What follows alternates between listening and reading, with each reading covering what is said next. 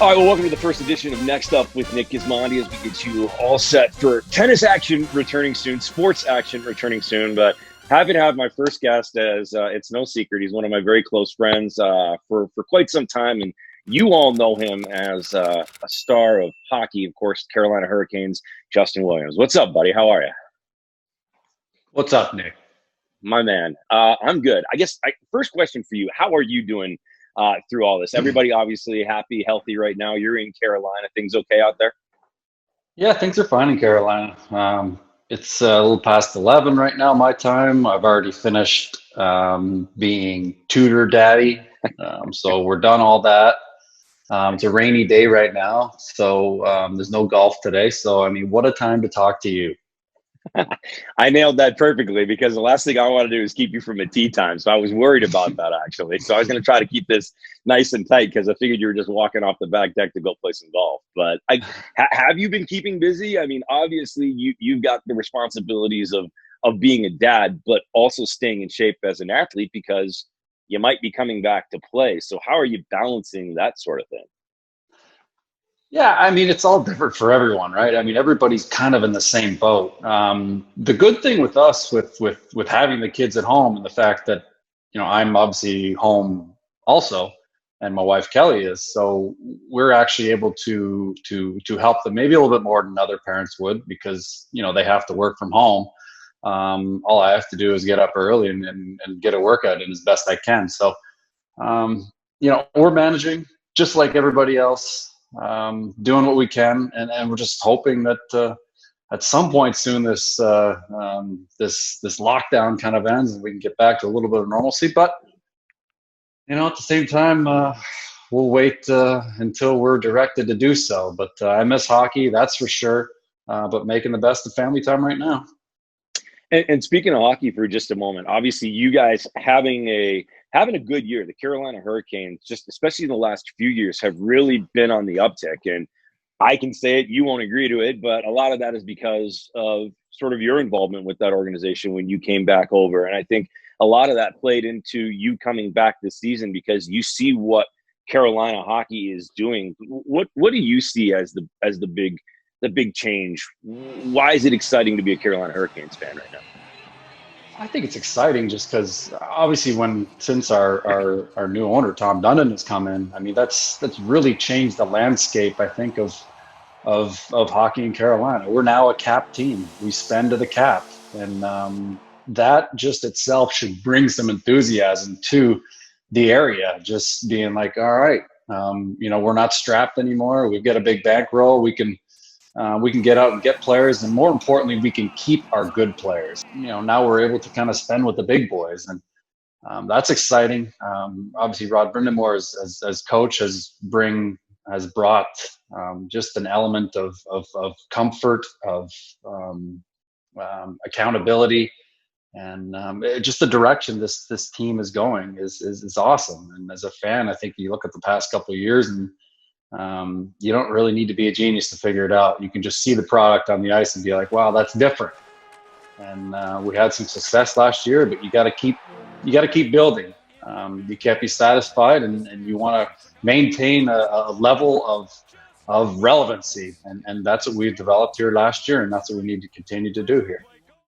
For me too, looking from the outside and having sort of been on a couple of different runs with you, at least watching from the fan friend perspective, does this feel a little bit like the resurgence that you were a part of in Los Angeles as well? Because you were there when the Kings were not really in the mix, and then all of a sudden here come the Los Angeles Kings, and they win a couple of cups in your tenure there. You have 3 Stanley Cups and a Conn Smythe. We'll talk about that in a second. But do you feel like it may be the same sort of trend where the Kings were on that rise and then boom, all of a sudden they're Stanley Cup contender? The same sort of thing I feel like is happening a little bit with Carolina right now.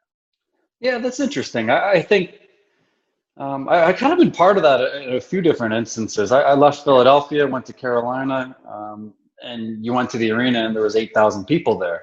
But all of a sudden, when you start to improve, and here in Carolina, we're the only pro sports team in town. That's huge. Obviously, this is a college town, But we're the only big game in town. We're the only professional sports team in town.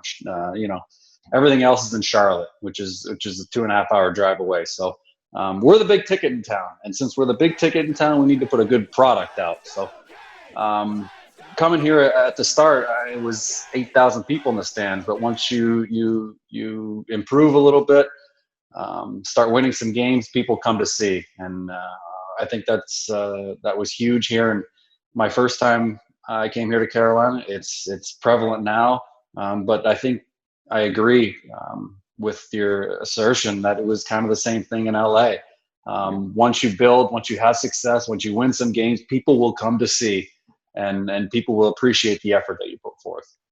Yeah, and don't discount. I don't think a lot of people give that building that you play in enough credit too. That arena rocks. And obviously, I work in the NHL in what is easily one of the loudest buildings in the league, in the United Center. But I was in PNC Arena for playoffs last year, and that place blew me out of my seat loud. I was really impressed at just how in love that fan base is with the product that you guys are putting on the ice right now. Yeah, I mean, we got our own special flair here, right? I mean, we have this big, huge parking lot.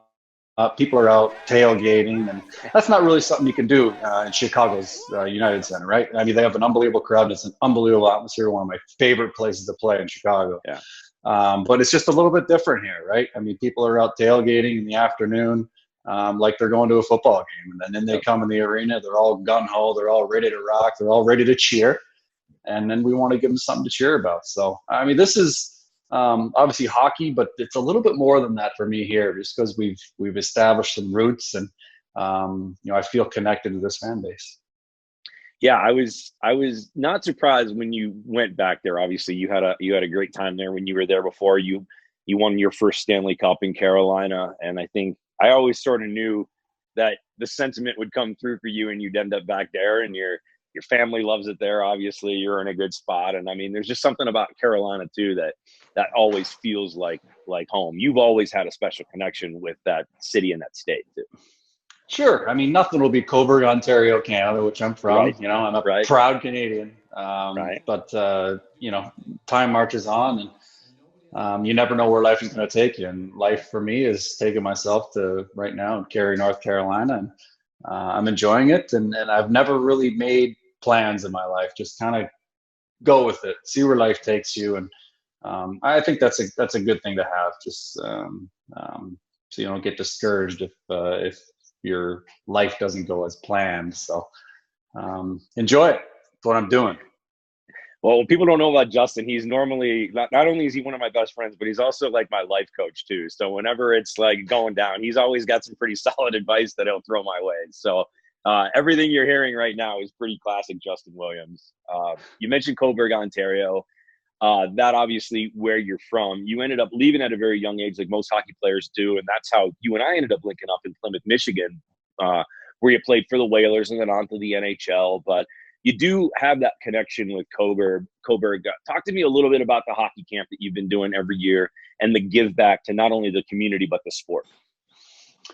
Yeah, for those who don't know, I do a hockey camp. It's always the last week in July. It's in Cobourg, Ontario, my hometown. And I think it's important. I think a lot of guys, when they move on to other places and have success other places, they always want to try and give back to the community, right? You see that with people who give back to their alma maters, that type of thing. We're kind of more give back to our community. And I did a golf tournament for a little bit, but I felt that I could do a little bit more, and doing a little bit more meant running this hockey camp. And I run a hockey camp for kids 7 to almost 14 every year. I'm on the ice every day. And, one of the important things that for me is we don't take any of the proceeds. We pay our ice bills and all our other stuff. But all the money we get, we give to charity, and it goes to the JW Foundation. And then we allot it to charities of our choice. So that to me is giving back. And we do a lot of stuff locally as well.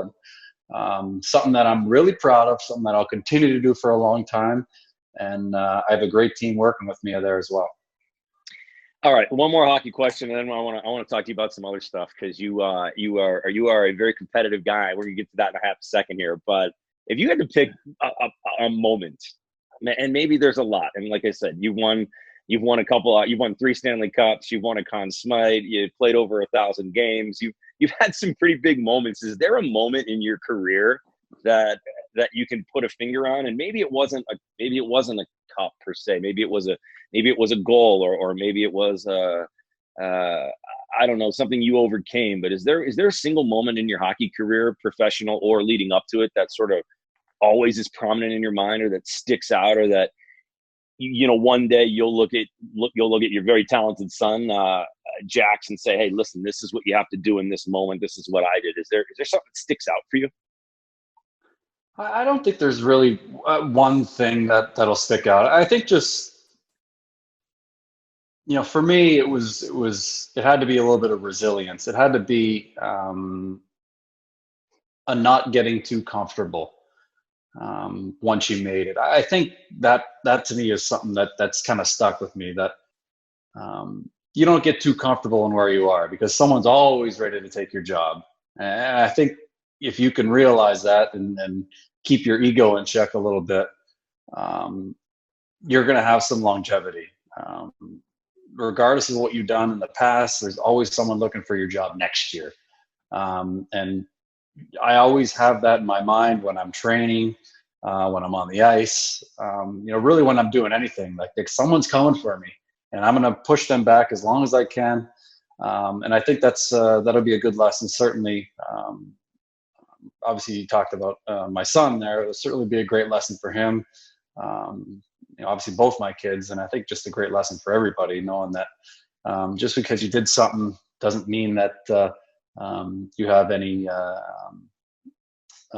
comfort in the fact that people are just going to give something to you just because you did something in the past. So forget about it. Leave your ego at the door, and just go out and try and improve, get better all the time. I promised you I wouldn't talk about your career, but I personally think you should hang around at least until you can play 1 year in the league with your son, which is not that far off. So you stick around for a little longer, buddy. Um, let's talk about tennis, because obviously a lot of our viewers are big fans of World Team Tennis.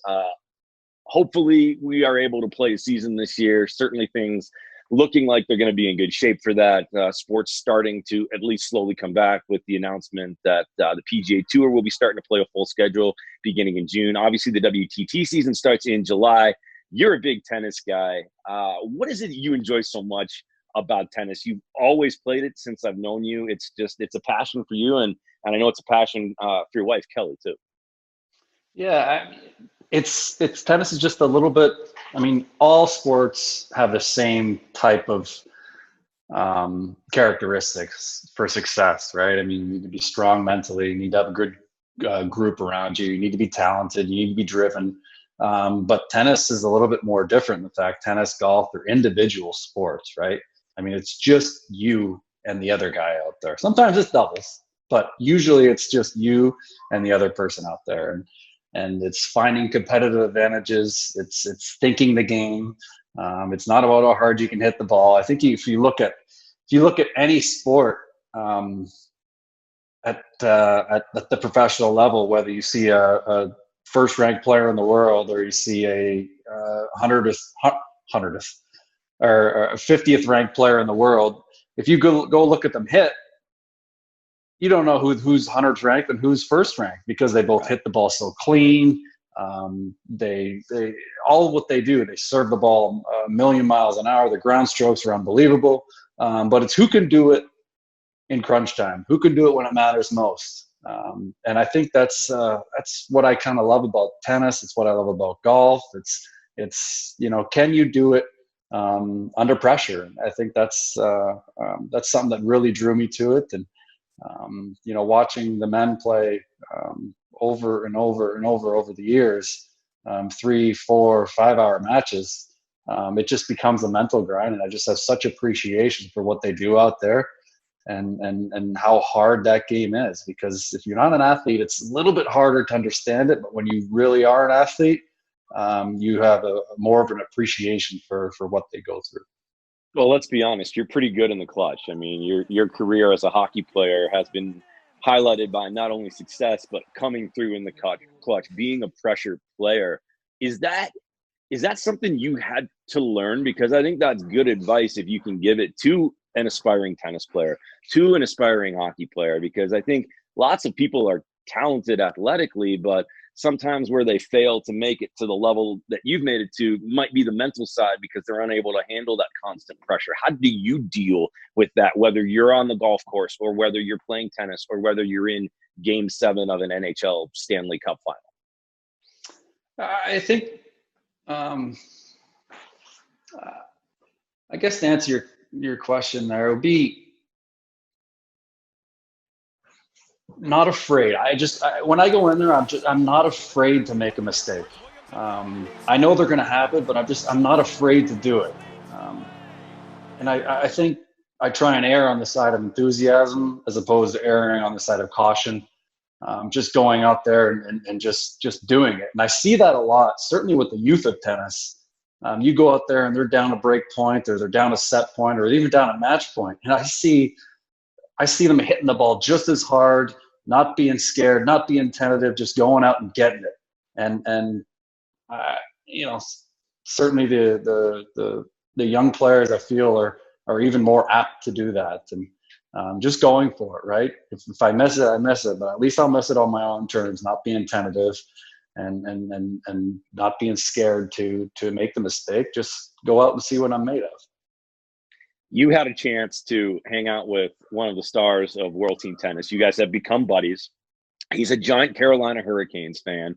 But before that, he was a giant Justin Williams fan. John Isner is a great dude. I've obviously spent a bunch of time with him, and you guys have now connected. You've watched games, NHL games together, Hurricane games together, when at the first part of the season when you were still figuring out what you were doing, and then you also had a chance to knock it around with him a little bit. Tell me a little bit about that experience and the friendship with John, and what kind of an athlete he is, and the similarities between Justin Williams and John Isner. Yeah, I mean, John's. I think we kind of have it's whenever athletes become friends from different sports, there's just a mutual admiration for what you do, right? I mean, he admires what I do on the ice, and I admire what he does in the tennis court. And he's been doing it for a long, long time as well. Um, obviously we've become friends, over the past couple of years here, but I think we'd be spend a little bit more time together if he didn't live in Dallas and I lived in Carolina. But he comes up every now and then, and he watched some Hurricanes games, and we'll hang out a little bit. And I got a chance to hit some tennis balls with him also, which is real fun.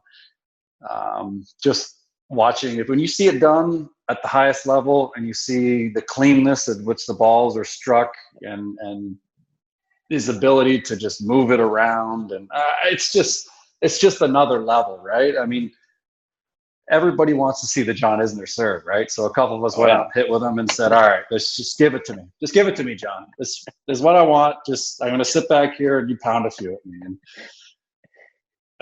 I don't know why I was so upset that I couldn't return it. And then I thought to myself, Justin, this is maybe the biggest weapon in all of sports ever. Like, ever. So your dumb butt not being able to return it's not a big deal. You're not a tennis player, although I love it and I play it quite a bit.